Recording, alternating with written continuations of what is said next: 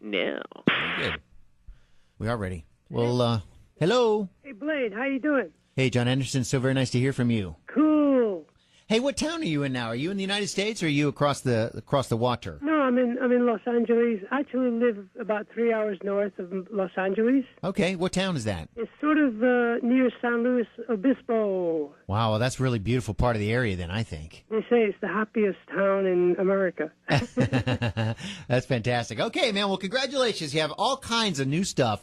You know, as we say, you have a ton of stuff in the can. You know what I mean by that, right? It's true. It's been, I think, 10 years since I released any music, and I started working with people around the world via the internet for this album. The idea was like, I put an advert on my website saying, musicians wanted, and I got a couple of hundred people sent me 1 minute of their music.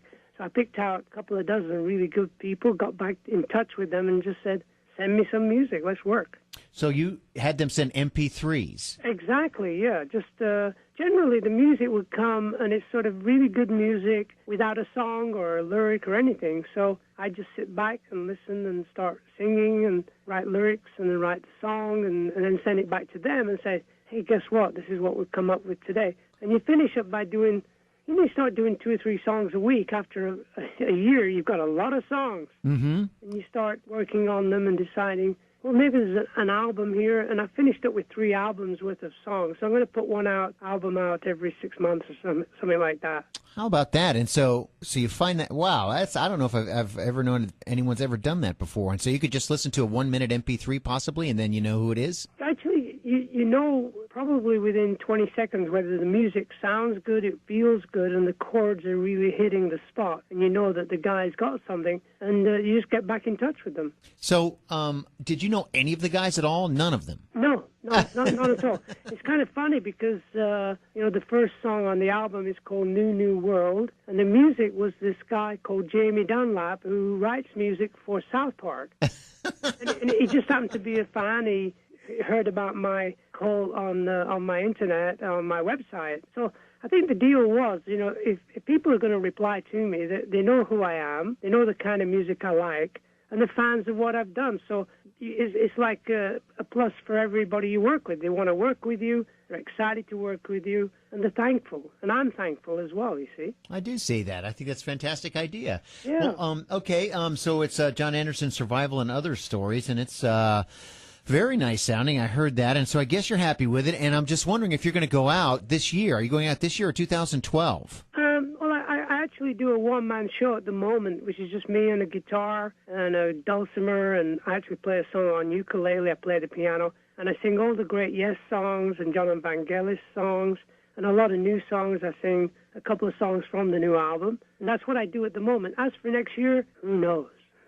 Yeah, that's just how the industry is. Who knows next year? Yeah, you never know what's going to happen. I know it, and I like that. Because you did, guys that I know that are big Jon Anderson fans and big Yes fan, and they were asking me about a live DVD with Rick Wakeman possibly that you guys did last year, if that's coming out anytime soon, if you know which one I'm talking about. Yeah, we did a tour of the UK, me and Rick. It's just me and Rick on stage, and we actually just did a recording. We didn't do a video because it's just me and Rick. Not much happening. Right, not much happening there, exactly. A lot of fun, a lot of jokes, and a lot of songs, of course. So we're going to release the live album probably around August because we're going to do an East Coast tour. In fact, I'm sorry we're not even coming to Raleigh. We should do. We're going to be in Washington. Is that far from Raleigh? No, 3 hours. Oh, that's not too bad. Uh-huh. We're playing there in New York, Boston, Chicago, middle of October to the middle of November, and we'll be doing our show, and it's a fun show, believe me.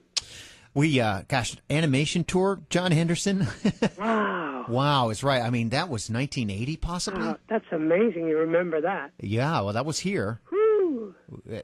It was really something. Yeah, I'll never forget it. Drove all the way up from one town and saw that. I know. It's amazing you remember that. Yeah, it was one of those tours that I picked up a band of musicians in L.A. and just got in a bus and toured around America. It was such a trip. I wonder if that wasn't the last time you were in Raleigh. It may very well have been. I don't know. Gosh, I hope not. What a trip that was. You just pick up a bunch of random guys. I think that's great. Yeah. It's like, I've been in, you're in Yes for 10 years at that time. And I didn't want to join another band, but I just thought I'll get bunch of musicians and do something totally different, and that's what we did. It was kind of cool. I think that's fantastic. And, all my big Yes fanatics are telling me how you seem to be, well, you're talking more on stage now. A guy wanted me to ask you that. I mean, you used to just say, hey, what's up? But now you're talking a lot, and you're funny, and you're explaining songs, and you're doing that on your solo tour now, I guess. I mean, is that true? Yeah. I just started doing this one-man show, and you start to introduce a song, and you think of a story about the song and why the song was made. And eventually, it's a storytelling evening, and the audience like it because they get to know who I am. I don't tell jokes. I just tell stories that are kind of crazy. You think about when Yes was very famous and very big in the 80s. With Owner of a Lonely Heart, and we were going to do a show in Argentina, and we were the first English band to actually perform in Argentina after the Falkland War. So the president had rang up the hotel and said, look, there's been some death threats against you. And I turned around to Alan White and said, I want to go home. Death threats. And we're playing in front of 100,000 people in a stadium, And just before we get on stage, Chris Squire, the bass player, turns to me and says, hey, you know who they're going to shoot at first? The singer. They're going to shoot. So I ran around the stage like a lunatic, So nobody can get a good shot at you. Yeah, and then I go into One of a Lonely Heart. I play that on an acoustic guitar. So that's the kind of story you set it up, Oh, that's a fantastic story to tell, and gosh, that was so great when Owner of a Lonely Heart came out. And, and I talked with Rick Wakeman a couple of years ago, John, and I love this. And he told me, it's a different world now musically than it was back in the 70s and the 80s when you guys were doing what you do. And now it's 2011. And he was telling me and he was saying how back then you could go in and produce something whenever you felt like it, and then you would release it whenever you felt like it. It's just not like that anymore. I don't know. It's just a different world. I'm not saying it's a worse world, but it's just different now, right, musically? It's kind of different in a way that you can release music through the internet. Everything's sort of, there's no record stores anymore, which is kind of bizarre. But people just download the music. And me and Rick, we recorded an album called The Living Tree, which got released earlier this year, and that's what we do on stage. We do most of the songs from that. And we actually made the album with him sending me MP3s, and I'd sing the song and send it back, and he'd mix it there in London. And I did all my singing when I was on tour, so I actually recorded the album on my laptop. I will be damned. It's kind of cool. You don't have to get organized 9 guys in one recording studio now. That's the best thing about it, isn't it? Well, the next step really is a sophisticated Skype, where you can actually look and see and talk to people, have 3 or 4 people on your screen. You can have a guy in Brazil, a guy in London, a guy in New York, or a guy around the corner, and we'll be seeing each other on the screen. It's not ready yet, but you'll be able to say 1, 2, 3, 4, let's start playing, and everybody will be in time. And it's as though you're in the same room, basically. So we're going to be working in the sort of world studio very soon. And that, in a sense, is bringing the world closer, so that this sort of oneness of being on this planet is all coming together through the internet. It's kind of amazing times. It's a very small world now, isn't it? Gosh, yeah. And I think the music will really become more adventurous. There's always that danger that when, all it's down to is what's on the radio, what's pop music and what's commercial, and that's all the music that's really happening. And that's not the truth.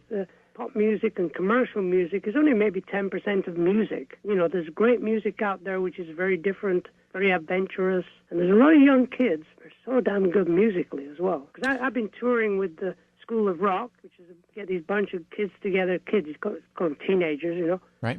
And you get together with them and you go on the road. I've been doing it for the last 7 or 8 years.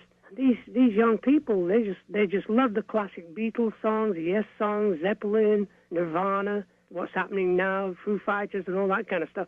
And they can play anything. Mm-hmm. And these are like 13, 14, 15-year-old kids. It's unbelievable. Do they generally gravitate towards the classic rock, John, do you think? Yeah. Uh-huh. They just know that there was a great music being done. Frank Zappa, they're really into that. They're really technically brilliant. And as I said before, they're very adventurous. And they're going to be the next level of musicians that are going to create the music, put it on their own website, and put it on the internet, so that they're not going to have to deal with record companies saying, well, that's not commercial enough, blah, blah, blah. They're just going to put out great music, and that's what I'm looking forward to. You know, that's the difference is now that's the record companies that have just lost out. That's the whole difference. There are just no more record companies. There won't be any more anyway. No. After a while, right. And I think that's a good thing, you know? I do too. Oh boy, I know you do think that's a good thing. Well, music's in your blood, Jon Anderson, and it always will be, in good health and in bad health. I know that, and I guess you're in really good health right now. Can you update us on that? Yeah, I'm very blessed. I'm happy. I'm in love. Me and my wife, we're having a great, we've been together 17 years now, me and Jane. And we travel around together doing shows, so just me and her and the guitar in the back of the car. And that's life. It's such a different world. It's so beautiful. It is beautiful. Well, I'll let you go then. I think, I'd ask if you're going to get back to playing with Yes, but we've already answered that question by saying you never know. You never know. I wish you well, Blade. I will. Thank you very much, Jon. Great talking with you, and good luck. Thank you. Okay.